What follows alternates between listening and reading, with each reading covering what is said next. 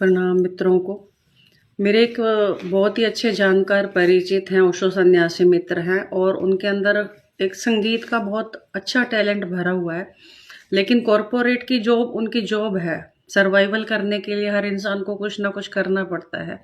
तो उस जॉब की वजह से वो बेचारे का जो संगीत है वो मरता जा रहा है, दिन प्रतिदिन उसका संगीत से रिश्ता खत्म होता जा रहा है। आज जब मेरी बात हुई उनके साथ तो मैंने उनको बताया कि ये आपका रियल वर्जन नहीं है जो आप जी रहे हो, आपको कुछ और बनना है। लेकिन आप कुछ और बन के जी रहे हो, मतलब किसी और की पर्सनैलिटी को जी रहे हो, आपकी खुद की पर्सनैलिटी को आप नहीं जी रहे हो।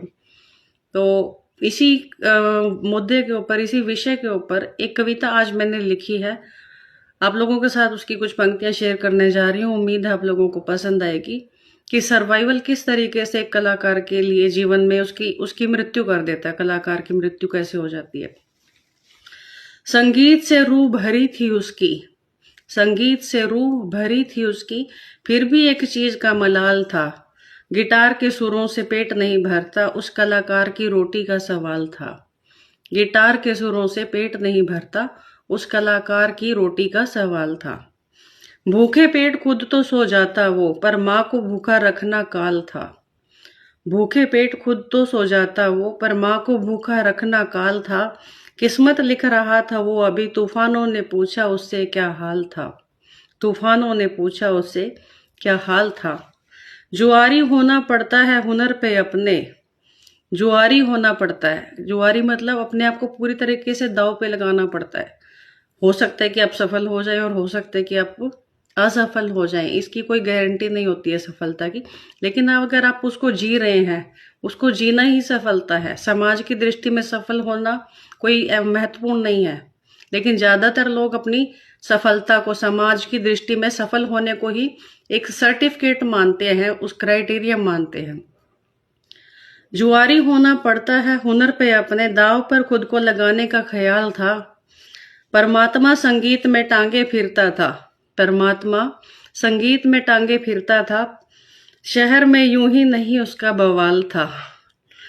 रस्मों रिवाजों से करता था बगावत, रस्मों रिवाजों से करता था बगावत, अपने ही बनाए पिंजरे में वो बेहाल था, अपने ही बनाए पिंजरे में वो बेहाल था।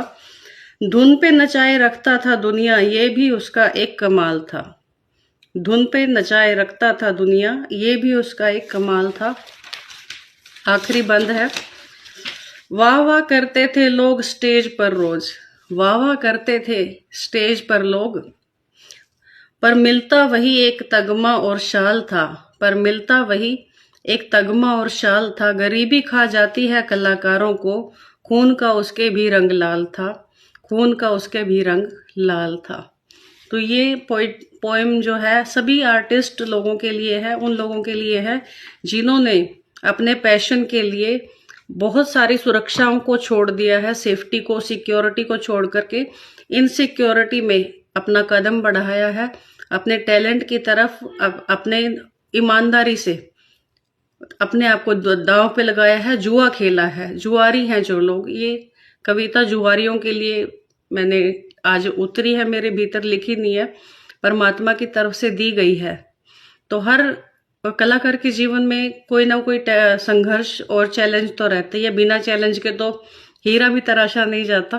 तो इसीलिए जीवन में चैलेंज लीजिए, अपने टैलेंट के साथ कॉम्प्रोमाइज मत कीजिए, समझौता मत कीजिए, बहुत सस्ते में मत मान जाइए, अपने आप को इतने सस्ते में मत गवाइए।